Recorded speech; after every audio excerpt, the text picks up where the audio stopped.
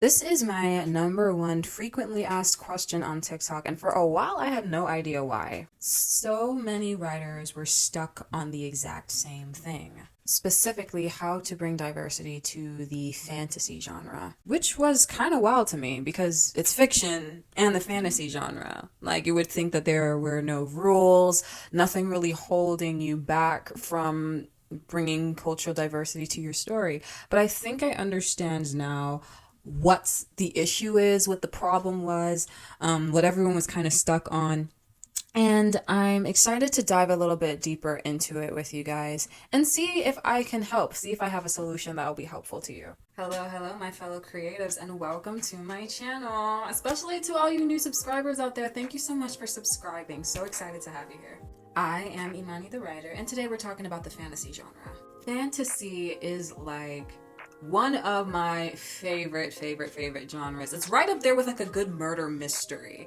I really love murder mysteries. Especially like, like the games, like Phoenix Wright, Danganronpa, like I love those. Chef's kiss. So I'm excited to really share my thoughts and opinions today and see if I can provide a little bit extra clarity and guidance when it comes to inclusive storytelling in the fantasy genre specifically. So let's get into it.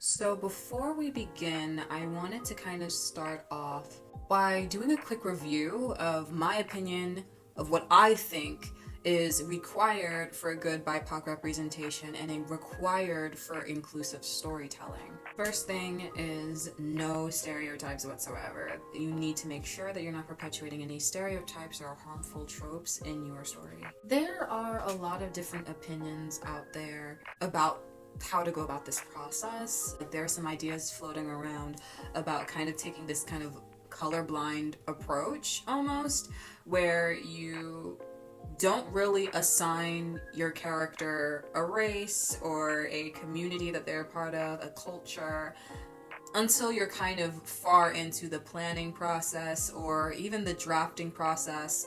I can understand, like, on some level why someone might think that would work, because that way you're not held back with stereotypes, you're not inserting your own ideologies of that particular character and that particular culture. But I don't really think that's the most effective. And of course, there's no complete 100% foolproof way, but the idea is to do the absolute best that you can, put in as much effort as you can into this process. So my opinion on what the best way to do this and go about this is this.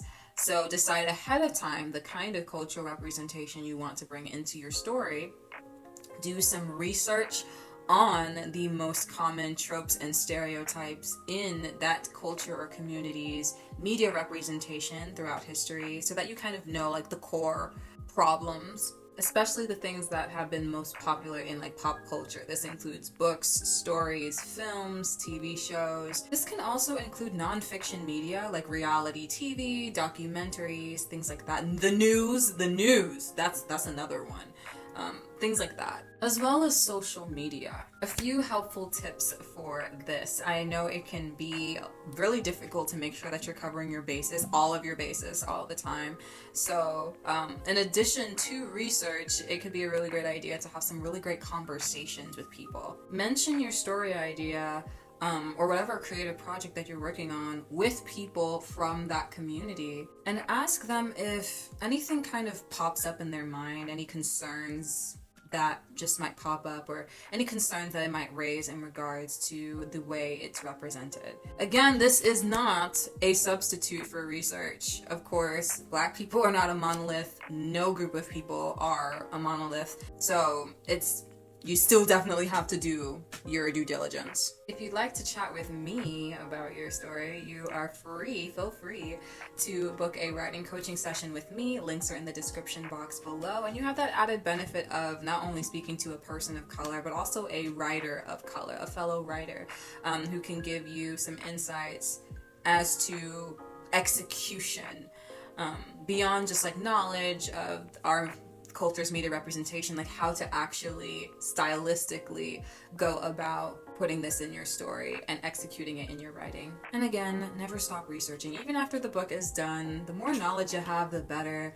And as you continue growing on your writing journey and creating more inclusive stories, if you so choose to, all of that knowledge is going to continue being helpful to you. So never stop researching, take really great notes. And also try to have fun with the process. It's an exploratory thing, you know, be explorative, be curious, and have fun.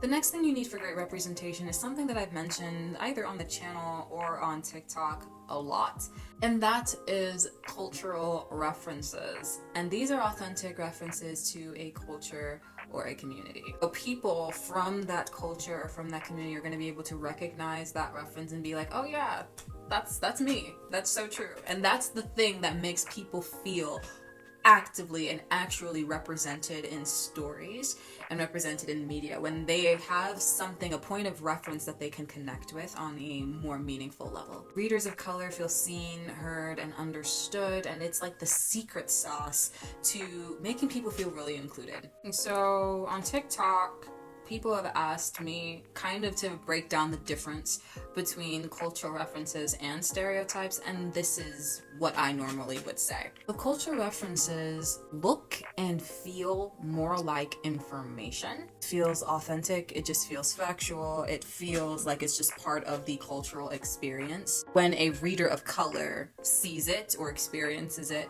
in a story. Stereotypes, however, are huge assumptions that are made about an entire group of people based on very limited, very surface level observations. Assumptions that are rarely challenged or looked into with the nuance that the situation actually deserves. Stereotypes also serve a purpose. They help uphold various different forms of systemic oppression, like the patriarchy or white supremacy. For example, I talked about Sapphire, the angry black woman trope, in a previous video. Check that out if you haven't already. But one of the things, I'll make sure to leave it in the description box, by the way, but one of the things I mentioned in that video is that it makes, the stereotype itself makes it easier to invalidate black women's stories, black women's experiences, boundaries, and rights. And this stereotype benefits both white supremacy and the patriarchy. But cultural references, authentic ones, do not lend themselves to an oppressive establishment. It's just part of the culture. It's just life for people in that community. That's just how it is. It's just their own experience, and you're showcasing that in the story. Now, how do we tie this back to fantasy? If your fantasy story upholds these previous two rules, you're already in a really, really great place. But you could be more strategic with the kinds of cultural references you include in your story. There are some that are super, super compatible with the genre itself. And this is, of course, where I come in. I'm gonna include a super quick list of different kinds of cultural references that could work really, really well with a fantasy story. And be sure to subscribe to look out for any additional fantasy-related videos that I come out with. I plan on making more videos dissecting each of these, and maybe even cover a few fantasy books, fantasy stories, fantasy TV shows, and their execution of the way they use these references. Okay, so next we're going to cover the most frequently asked question ever up to this point as a content creator. And it is a burning question that very well might be on your mind right now, which is how to include and create fantasy settings while adding diversity for cultures that technically would not necessarily exist in your story when you're trying to create cultures and everything from scratch. So excited to get into that, but before we do me a huge favor, hit that subscribe button, hit that like button, and turn on that notification bell for more writing content. If I were to paraphrase a lot of the concerns of the followers that have asked me this question, this is what I would say. I would say, my story takes place in a whole new world that I'm creating, where all the cultures are all made up. I'm creating them from scratch. How do I add characters of color or characters of other cultures to my story when the places and therefore the cultures that they come from don't necessarily exist in the fantasy world that I'm creating. When I was first asked this question, I'm not gonna lie, I was a little confused.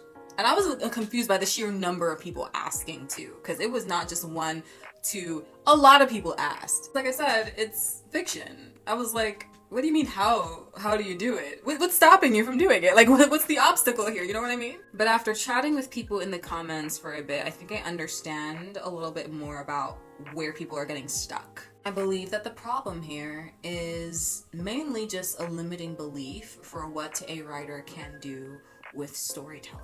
All boils down to one single belief. If the place where the culture originates does not exist, then the people and the culture should not exist either, or cannot exist either. I guess realistically, I can see how one would go there, like how we get there mentally, you know? But remember this, just remember this. There are so many stories out there that take place in fantasy or sci-fi settings where Europe doesn't exist, yet there are white characters. Those stories are out there, those stories exist. No one ever questioned why white characters were there. Nobody questioned whether or not white people should exist in that world where Europe doesn't. No one thought that to themselves. And the reason why is because it doesn't matter. It never did matter. It's a story. It's fiction. It's fantasy. It's made up. Nobody cares. No one is doing this level of mental gymnastics when it comes to white representation because nobody questions whether or not white people should exist. Nobody questions whether or not white people should be represented in a story. It's like people assume there's already an inherent value to white people existing and being represented and being put into stories. So no one's gonna question why they're there. So why do we do this for characters of color? Why do we question whether or not characters of color should exist in a story that's not about their culture, that's not about necessarily their country of origin? This fiction that we're talking about, it is more than possible to add cultural representation to a story, even if that country of origin doesn't necessarily exist in the story. It is possible because it's fiction. And once again, cultural references is the key to making that happen. It is the secret sauce. It is the answer to everything when it comes, well, not everything, but most things when it comes to going about this process. Let's talk about how to actually do this and how to actually use cultural references for this purpose. The key here is making sure you use these references in a way that makes the culture super identifiable to the reader, without explicitly saying where the culture is from, where the origin place. But making it so obvious that you don't even have to say it. And yes, I can already hear the questions. All right, I've heard it many times, so let's go through it. Let's go through the rapid fire questions that's about to happen. But what if I'm making everything up, like my own fashion? That's fine. You can look up the fashion from that culture and let it inspire the fashion in your own story. Maybe see how you can combine two or more popular styles to create something new. But what if I'm making up like everything, like even the food? Same thing. Look up the cuisine from that culture and see how you can let it inspire you to create something new. But like I'm creating like everything. Like what if... I'm gonna stop you right there. You're overcomplicating this process. You are. Whatever it is you're about to say next, ask yourself this. I'm creating my own blank. How can I draw inspiration from the blank already found in this culture? Don't overthink it. Don't second guess it. Do not what if yourself into oblivion. Just try it out. See what happens. If you reach this point of the video and you're still confused and unsure, I'll leave you with this. If you don't take anything else from this video, take away this. Just do it. Just do it. If you want to do it, just do it. Don't spend a second more thinking about it. Don't do any more mental gymnastics, all right? Just get your laptop or get a pen and paper and just throw yourself into the water and just do it. Just try it out. No one has to see. Just try it. And I get it. I get it. You'd be surprised. You're not the only one. You're definitely not the only one, I promise you. But you can definitely do it. If you want to, you can. And because I know you can do it, I've got something to help you take those next steps. Ta-da! This diverse fantasy worksheet, courtesy of Culture Crop by Imani, packed with prompts, questions, and inspiration to help you conquer that limiting belief and build a truly inclusive fantasy world that your readers will absolutely love. You'll absolutely love it. It's super affordable, super quick, super easy. You can use it with Google Docs, you can use it as a PDF. You get both versions when you get it. If you are ready to take the next steps, go on and grab a copy and start writing. Okay. Before we wrap up, this is the last point I want to make. Let's say you published your book and someone decides to spend their time, because clearly they have nothing better to do, to spend their time on Goodreads review bombing you, coming on criticizing you, saying, "This is not realistic. Africa doesn't exist in this story, so why are there black people?" Remember this.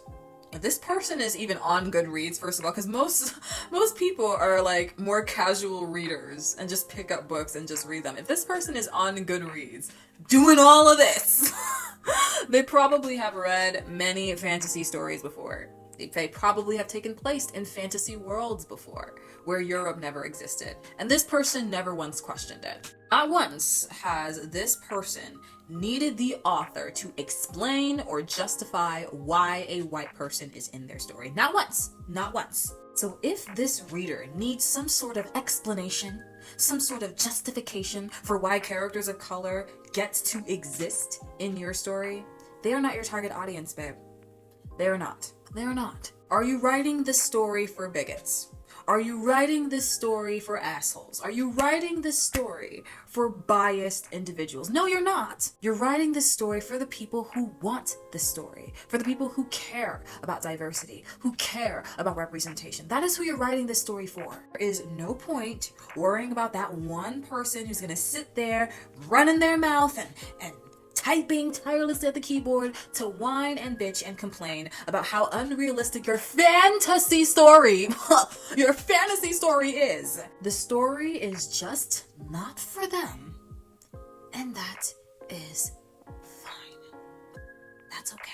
Again, you guys, be sure to subscribe, as I plan on coming out with more videos that break down this process a lot more, that covers execution, more examples and tutorials for how to add these cultural references to your story and to your world building process if you would like to do so. Thank you guys for tuning in. Let me know if it was helpful for you. If you like this video, comment your thoughts down below, subscribe if you're feeling the vibe, and I will catch you in the next video. Bye!